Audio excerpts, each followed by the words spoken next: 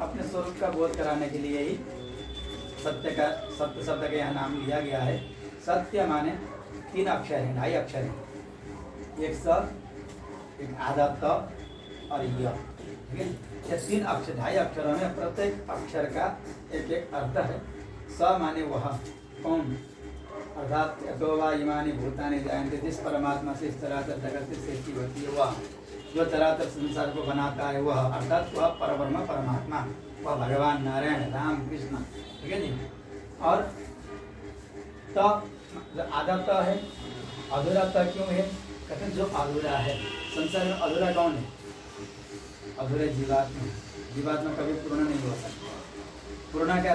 भगवान को सान्निध्य प्राप्त करके उसमें लीन हो सकता है, लेकिन फिर भी जीवात्मा पूर्ण हुआ नहीं कह सकते। जीवात्मा हमेशा ही अधूरा रहता है, वह अधूरा ही है, अपूर्ण है।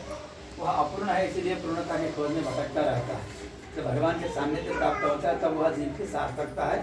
ठीक है जी। और वहाँ तक जाने के लिए जो अधूरा है, तो अधूरे शब्द को, व्यंजन शब्द को उच्चारण करने के लिए हमें स्वर की आवश्यकता पड़ती है। तो ठीक उसी प्रकार से उस जीवात्मा को परमात्मा से जोड़ने में जो मूल कारण है, यह माने भगवान, भगवती श्री लक्ष्मी। ठीक है जी। अर्थात लक्ष्मी अथवा प्रकृति, अर्थात जिस जीवात्मा को, जिस अधूरे जीवात्मा को जिस प्रकृति के द्वारा परमात्मा से जोड़ा जाता है उसी का नाम सत्य है, ऐसा उपनिषद में कहा जाता है।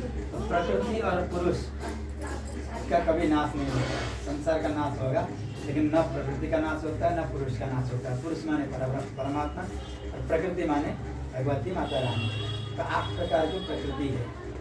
पृथ्वी, भूमि माने जल, भूमि आप जल, भूमि माने पृथ्वी, आप माने जल, अनल माने अग्नि, वायु, आकाश, मन, बुद्धि और अहंकार। यह जो 8 चीज हैं इनको ही अष्टधा प्रकृति कहते हैं। प्रकृति ये कि जब इसको जब विभाजन करते हैं तो 8 स्वरूप में व्यक्त होती हैं। तो इन 8 चीजों का ही आश्रय लेकर के हम भगवान तक पहुंच सकते हैं। या तो भूमि का आश्रय लेंगे, या अग्नि का आश्रय लेंगे, या जल का आश्रय लेंगे, ठीक है जी, या आकाश का आश्रय लेंगे, या एक व्रत है जिसको कहते हैं सत्यनारायण। यदि मनुष्य छोटे से छोटा सा व्रत है, छोटे से समय पे होने वाला व्रत है, 1 घंटे में पूरा हो जाता है। ठीक है जी। इस व्रत को यदि कोई मनुष्य करते हैं श्रद्धा भक्ति पूर्वक, तो वह फिर पाप ताप संताप से मुक्त होकर के मेरे लोग को प्राप्त करते हैं। इस प्रकार से जब सत्यनारायण का जो व्रत के बारे में जब भगवान श्री हरि ने नारद जी से बताया, नारद जी से कहा, तो नारद जी महाराज जी कहते हैं कि प्रभु उस व्रत को किस प्रकार से करना चाहिए, कहाँ करना चाहिए, कब करना चाहिए, करने का विधान क्या है, यह सब पूरा सुनाने की कृपा करें।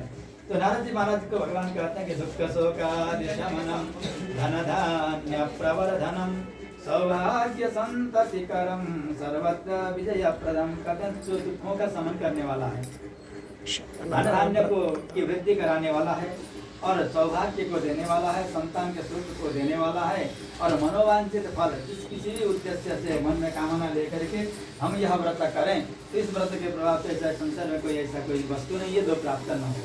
ठीक है। और सर्वत्र विजय पदम, सभी जगह पे विजय दिलाने वाला यह सत्यनारायण भगवान का व्रत है। जो कोई मनुष्य श्रद्धा पूर्वक करता है तो उसके सभी मनोकामना पूर्ण होते हैं। तो इसको कब करें प्रभु?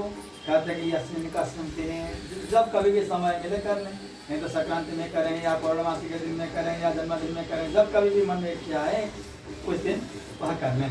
कैसे करें? कहते हैं भक्ति श्रद्धा समन्वित, पहले तो भक्ति पूर्वक और श्रद्धा पूर्वक, श्रद्धा और भक्ति से ओत प्रोत होकर के जो कोई इसका व्रत करते हैं तो उन्हें जो है मनोवांछित फल प्राप्त होता है।